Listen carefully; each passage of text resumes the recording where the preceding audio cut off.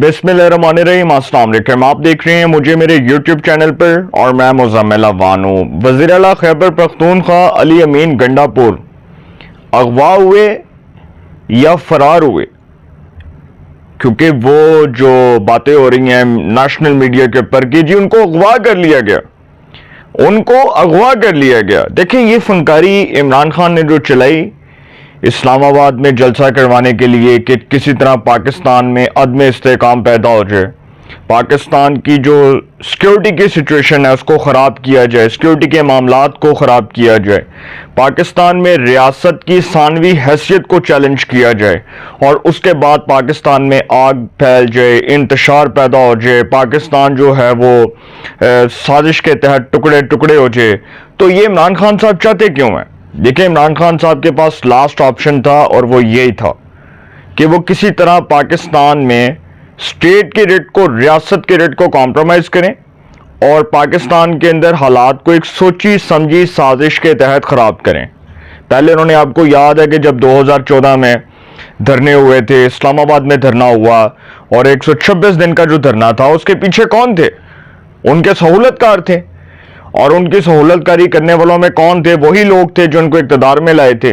तो इमरान खान साहब ने उस वक्त भी पाकिस्तान का जो अमन है, पाकिस्तान का अमन व अमान की जो पाकिस्तान की सूरत हाल है उसको तशवीशनाक सूरत हाल पर खड़ा कर दिया था। और अभी पाकिस्तान में यही हो रहा है। इमरान खान साहब क्या करना चाहते हैं? वो चाहते हैं कि अगर मैं इक़्तिदार में नहीं तो कोई इक़्तिदार में नहीं। उन्होंने इस्लामाबाद में दरअसल ये सारा कुछ जो करवाया है, इसके पीछे दो चीज़ें हैं। एक, शंघाई ताउन तंजीम जिसका इजलास होना है, और आपको पता है कि फिर पाकिस्तान के जो मौशी हालात दिन ब दिन बेहतर हो रहे हैं।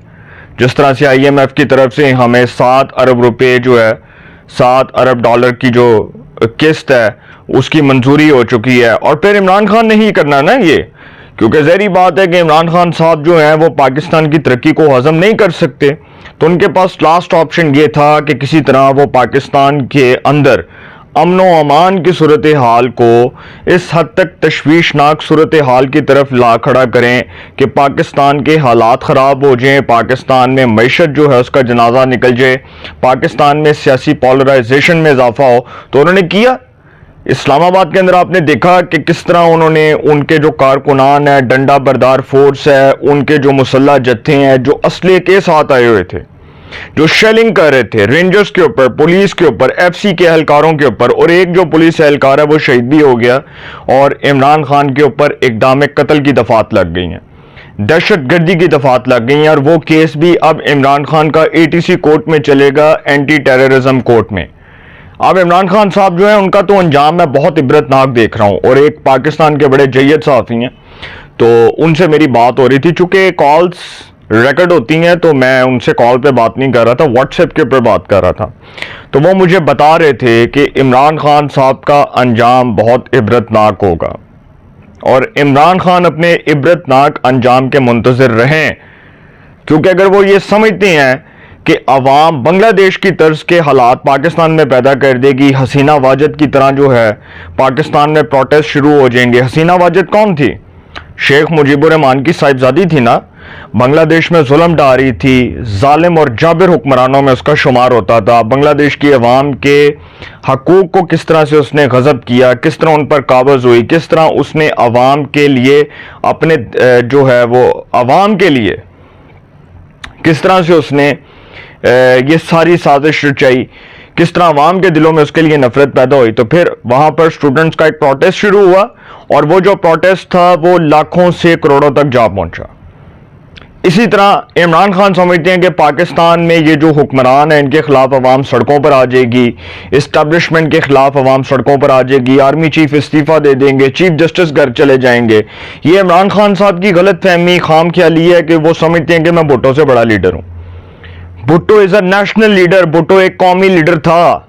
Bhutto was a national leader.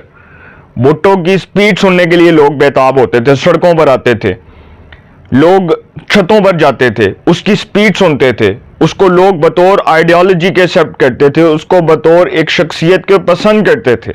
Imran Khan को कौन पसंद करता है?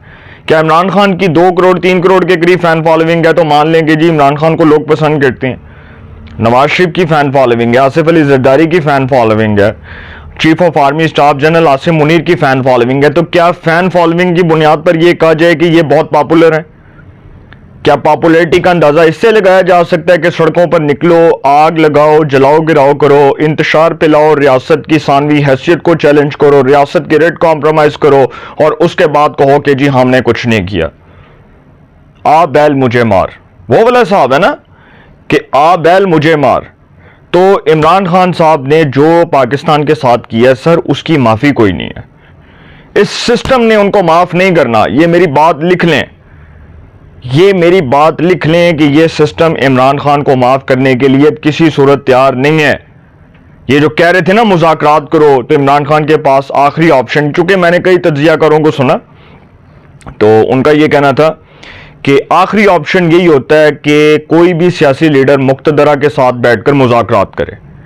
تو عمران خان کے ساتھ مذاکرات کون کرے گا جو اتنی فاشسٹ سوچ لے کر اقتدار میں آئے تھے, اور ابھی بھی وہ یہی کہتے ہیں کہ اداروں کے ساتھ لڑو. بھائی اداروں کی ریٹ کو کمپرومائز کریں گے تو آپ کا انجام تو بڑا عبرتناک ہوگا.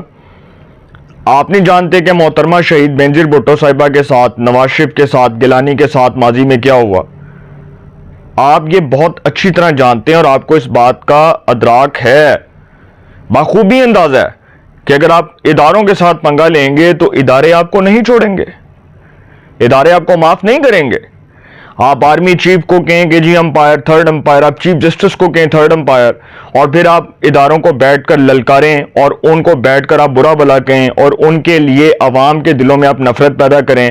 اپنے ووٹرز کو آپ کہیں کہ جی سوشل میڈیا کے اوپر بیٹھ کر آپ نے 25-25 ہزار روپیہ جو ہے ماہانہ تنخواہ لینی ہے, اور اس کے اوپر آپ نے کرنا کیا کہ گالیاں دینی ہیں, ٹرولز لکھنے ہیں, اداروں کے خلاف زہر اگلنا ہے, اداروں کے خلاف عوام کے دلوں میں نفرت پیدا کرنی ہے. صرف یہ کام کرنا ہے جو انہوں نے اسلام آباد میں کیا. یہ 9 میں ہی ہے نا, یہ اس کو 9 میں کہیں یار, کہ آپ کس طرح سے سڑکوں پر نکلے, کس طرح سے آپ نے املاک کو نقصان پہنچایا, کس طرح آپ نے ایف سی کے اہلکاروں کے اوپر, رینجرز کے اوپر, پولیس کے جو ہے وہ ہمارے اہلکاروں کے اوپر آپ نے شیلنگ کی.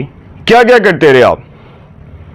علی امین گنڈا پور کو کون سی چڑیلیں کھا گئیں, کون سی بلائیں کھا گئیں. میں ابھی جیو پر دیکھ رہا تھا اور وہ سی سی ٹی وی میں انہوں نے دکھایا کہ علی امین گنڈا پور صاحب فرار ہو رہے ہیں.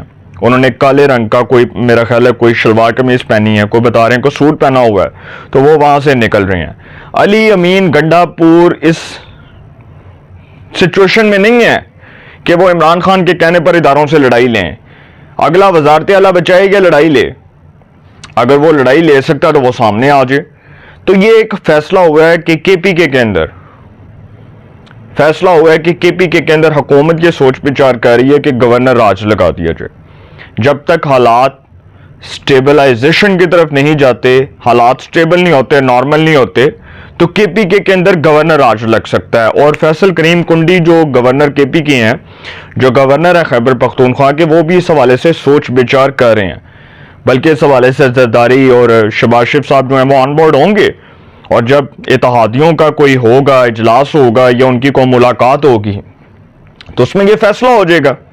تو کے پی کے اندر تو سر آپ کو پتہ ہے کہ ایک ایسی جماعت کی قومت ہے جو پاکستان میں آگ لگانا چاہتی ہے, جو پاکستان کے حالات کو ایک سوچی سمجھی سازش کے تحت خراب کرنا چاہتی ہے. اور جب عمران خان اقتدار میں تھے تو اس وقت بھی ان کی یہی سوچ تھی کہ جیلوں میں ڈالو, ان کو پکڑو, ان کے خلاف ریفرنسز دو, جھوٹے مقدمات بناؤ, تو کچھ بھی ثابت نہیں ہوا. تو اب وہ جو کرنا چاہ رہے ہیں, جو وہ ثابت کرنے کی کوشش کر رہے ہیں, اب بھی کچھ ثابت نہیں ہو سکتا.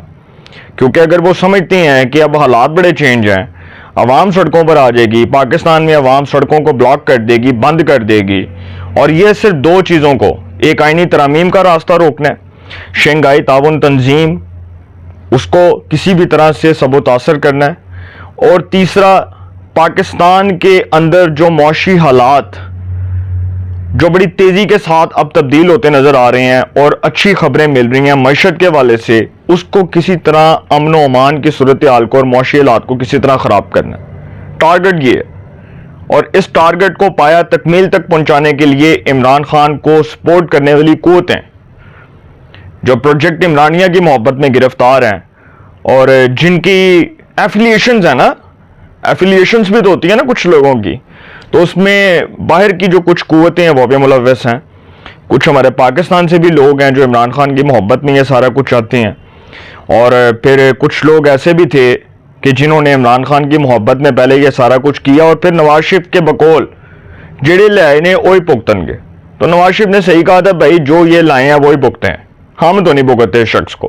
تو سر پتہ چل گیا، 9 مئی کی صورت میں بھی پتہ چل گیا، اسلام آباد میں مظاہروں کی صورت میں بھی پتہ چل گیا کہ کون ملک دشمن ہے، کون پاکستان کے حالات کو خراب کرنا چاہتا ہے، کون پاکستان کے اندر امن و امان کی صورتحال کو عدم استحکام کی طرف لے کر جانا چاہتا ہے، کون چاہتا ہے کہ پاکستان کے اندر معاشی حالات ابتر ہو جائیں، کون چاہتا ہے کہ پاکستان کے اندر آگ لگ جائے، نفرت کی سیاست کو پروان چڑھایا جائے اور عوام سڑکوں پر آ جائے اور اداروں کی ثانوی حیثیت کو چیلنج کر کے اداروں کو ہی ختم کر دیا جائے۔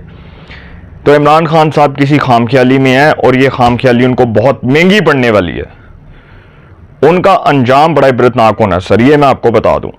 بچنا عمران خان صاحب نے نہیں ہے۔